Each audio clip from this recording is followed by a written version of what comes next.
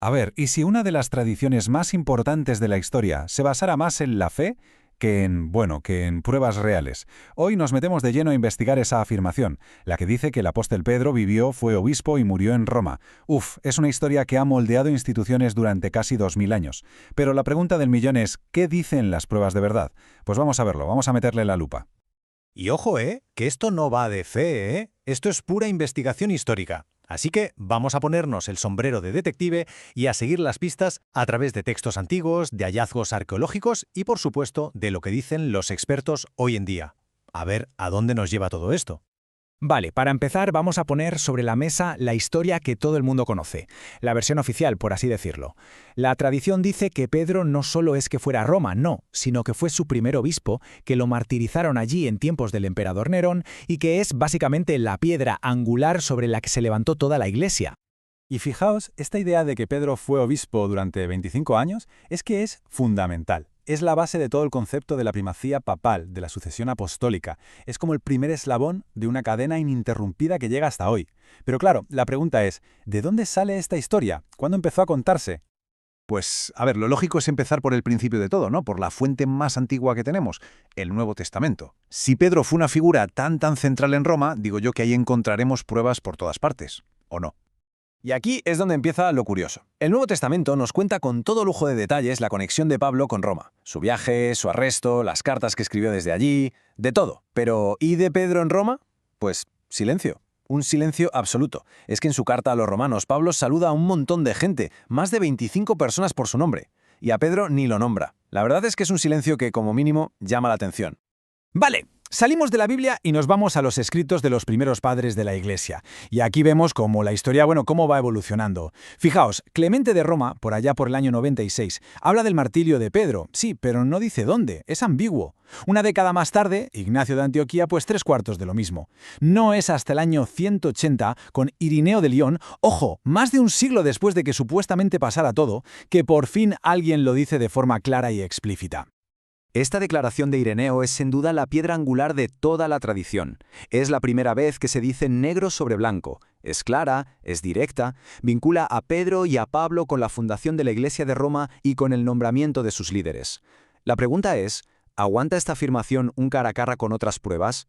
Pues aquí es donde el relato de Ireneo se topa con un problema bastante gordo. Y el problema está, otra vez, en la propia Biblia. La carta de Pablo a los romanos deja clarísimo que en Roma ya había una comunidad cristiana funcionando y a pleno rendimiento, mucho antes de que él llegara, y por tanto, mucho antes de que supuestamente llegara Pedro. Así que es imposible que ellos la fundaran. Es un problema de fechas, de cronología pura y dura, que desmonta la afirmación clave de Ireneo. Bueno, vamos a dejar los textos antiguos por un momento y vamos a coger la pala. Vamos a excavar. Porque, a ver, si la tradición es cierta, la prueba definitiva, la prueba del algodón, debería estar ahí, bajo la Basílica de San Pedro, la mismísima tumba del apóstol. Y de hecho, a mediados del siglo XX, se pusieron manos a la obra para encontrarla. Imaginaos la escena. Durante 10 años, los equipos estuvieron excavando con un cuidado increíble, atravesando siglos y siglos de historia justo debajo del altar mayor. La esperanza, claro, era encontrar la tumba y los restos de la figura fundacional de la Iglesia. Y después de una década de trabajo, de expectación, llegó el anuncio oficial. Y fue, digamos que muy cauto. Habían encontrado una necrópolis, sí, y varias tumbas, pero tuvieron que admitir que era imposible saber, con certeza absoluta, si alguno de esos huesos era de Pedro. Vamos, que no fue la prueba definitiva que todo el mundo estaba esperando. A ver, la clave de todo esto es que sí que encontraron algo. Una inscripción, un graffiti que ponía Petros Eni, o sea, Pedro está dentro, cerca de unos huesos. Suena genial, ¿verdad? El problema es que los análisis demostraron que esa inscripción se hizo mucho después del entierro. O sea, que es una prueba de que más tarde la gente creía que Pedro estaba allí, pero no es una prueba de la época del entierro. Al final, como dicen los expertos, la arqueología no resuelve el misterio. Entonces, con todo esto sobre la mesa, ¿qué dicen los historiadores de hoy? Y lo más interesante, ¿qué dicen los propios expertos católicos que han estudiado esto hasta la saciedad? Pues sus conclusiones son, como poco, sorprendentes. Fijaos en esta cita de John Woo O'Malley, un historiador jesuita. Dice, básicamente, que no hay ni una sola prueba, ni un solo documento, que diga de forma clara y directa, Pedro fue a Roma, o Pedro murió aquí. Ni una. Lo que hay como mucho son pruebas indirectas, pistas, pero nada concluyente. Y esta otra cita de otro jesuita, el teólogo Francis Sullivan, va incluso un paso más allá. Lo que viene a decir es que la idea de que hubiera un único obispo en Roma en el siglo I es que no se sostiene. El consenso entre los expertos es que la Iglesia de Roma la dirigía un grupo de ancianos como un consejo, no una sola persona. Y claro, esto choca de frente con la idea de que Pedro fuera el primer obispo. Entonces, si las pruebas son tan débiles, ¿cómo es que la tradición es tan fuerte? Pues a menudo por algo que se llama un argumento circular. Es un poco la pescadilla que se muerde la cola, ¿sabes?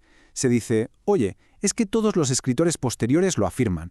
Y claro, se asume que tiene que ser verdad. El fallo está en que muchos de esos escritores lo único que hacían era copiar y adornar las historias ambiguas de los primeros. No aportaban pruebas nuevas, simplemente repetían la historia hasta convertirla en una verdad aceptada. Y todo esto nos lleva al meollo de la cuestión, la diferencia, que es fundamental, entre una tradición, por muy respetada que sea, y un hecho que se puede demostrar históricamente. A ver, una tradición es algo potentísimo, moldea la identidad de una comunidad, da sentido a sus creencias.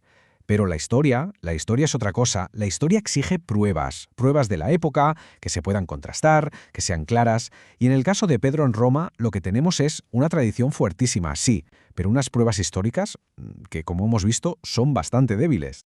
Así que, resumiendo, el Nuevo Testamento no dice nada.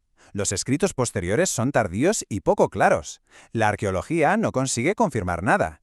Y los expertos de hoy, incluso muchos dentro de la Iglesia, reconocen que no hay pruebas directas. Todas las líneas de investigación, al final, llegan al mismo punto muerto. Y esto, claro, no es solo una curiosidad para los historiadores, es que hay doctrinas enteras sobre la autoridad, sobre la propia estructura de la Iglesia, que se construyen sobre esa idea, que Pedro estuvo en Roma y le pasó el testigo a un sucesor. Si esa base histórica tiembla, pues lógicamente surgen preguntas muy importantes sobre todo lo que se ha construido encima. Y nos quedamos con esta reflexión final. Si una historia fundacional, una de las más importantes, se apoya más en la tradición que en la historia demostrable, ¿cómo cambia eso nuestra forma de ver las instituciones que se basan en ella? Entender esta diferencia entre tradición e historia nos ayuda a ver el pasado con otros ojos, nos obliga a pensar en cómo se construyen los grandes relatos y el poder inmenso que llegan a tener. Y nos deja una última pregunta en el aire. ¿Qué otras historias que damos por ciertas necesitarían quizá que les echáramos un segundo vistazo? Gracias por habernos acompañado en este viaje.